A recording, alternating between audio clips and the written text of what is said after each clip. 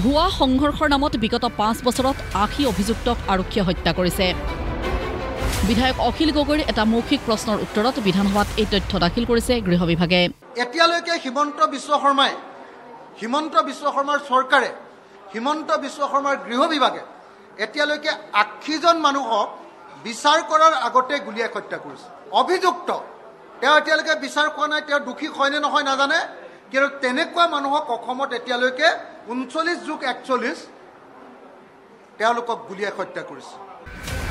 সাংবাদিকৰ আগত তেওঁ কয় যে এই 80 অভিযুক্তৰ 39জনক আৰক্ষীয়ে জিম্মাত লোৱাৰ পিছত আৰু 41জনক জিম্মাত লোৱাৰ পূৰ্বে গুলিয়াই হত্যা কৰা হৈছে। তাৰে 39জনক ধৰি নি কাষ্টডি লোৱাৰ পাছত জাগা দেখুৱাবলৈ যাওঁ বুলি কৈ গুলিয়াই হত্যা কৰিছে, আৰু 41জনক ধৰি নি মানে থানা পোৱাই নাই তাৰ আগতে গুলিয়াই মাৰি পেলাইছে, ভুৱা এনকাউণ্টাৰ কৰি 2 নম্বৰী কাম কৰি।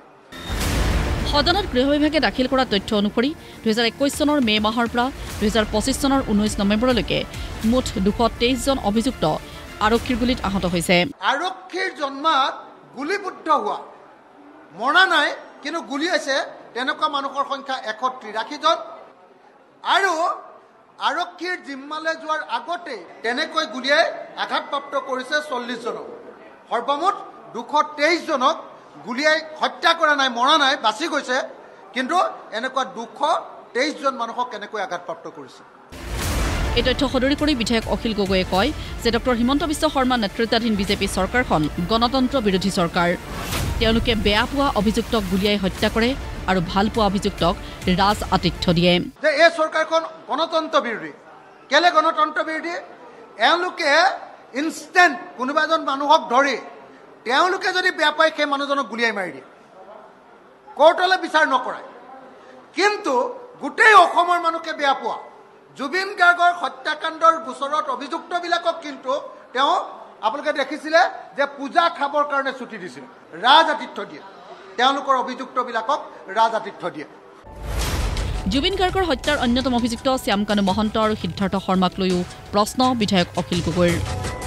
প্ৰাক্তন ডিজিপি ভাস্কৰজ্যোতি মহন্তৰ বাবে শ্যামকানু মহন্তৰ বিৰুদ্ধে ব্যৱস্থা গ্ৰহণ নকৰে বুলিও কটাক্ষ শিৱসাগৰৰ বিধায়কগৰাকীৰ।